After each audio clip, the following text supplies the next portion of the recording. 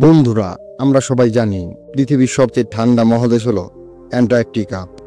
চারিদিক বরফে ঢেকে আছে, সব সময় প্রচণ্ড ঠান্ডা আর তুষারপাত হয়, এটাই আমাদের ধারণা। কিন্তু জানেন কি, এই বরফের দেশেই লুকিয়ে আছে পৃথিবীর সবচেয়ে আশ্চর্যজনক রহস্যের একটি জায়গা, যার নাম এমসি মার্ডো ড্রাই ভ্যালিজ বা ড্রাই ভ্যালি। এখানে অবিশ্বাস্য হলেও সত্যি, প্রায় 20 লক্ষ বছর ধরে এক ফোঁটাও বৃষ্টি পড়েনি। না তুষারপাত, না বৃষ্টি, একেবারে কিছুই না। বরফে ভরা মহাদেশের মাঝে এই জায়গাটা আসলে সম্পূর্ণ শুকনো মরুভূমির মতো। কেন জানেন? এখানকার বাতাস এতটা ঠান্ডা এবং এতটাই শুষ্ক যে চারপাশের বরফও গলে জল হতে পারে না। সেই সঙ্গে শক্তিশালী বাতাস সব আর্দ্রতা উড়িয়ে নিয়ে যায়, ফলে এখানে কোনো গাছপালা জন্মায় না, এমনকি সাধারণ জীবাণুও টিকে থাকতে পারে না।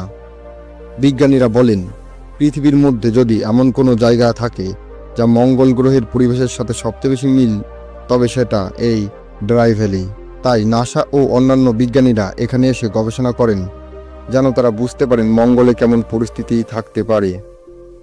ভাবুন তো, যদি চারিদিকে বরফে ঢাকা অ্যান্টার্কটিকার মাঝেই রয়েছে এমন এক অদ্ভুত স্থান, যেখানে বরফ নেই, জল নেই, প্রাণ নেই, শুধু এক রহস্যময় নীরবতা। এক কথায় এটি পৃথিবীর বুকের ওপর এক টুকরো মঙ্গল গ্রহ। বন্ধুরা, এরকম আরো ভিডিও পেতে অবশ্যই চ্যানেলটিকে সাবস্ক্রাইব করতে ভুলবেন না।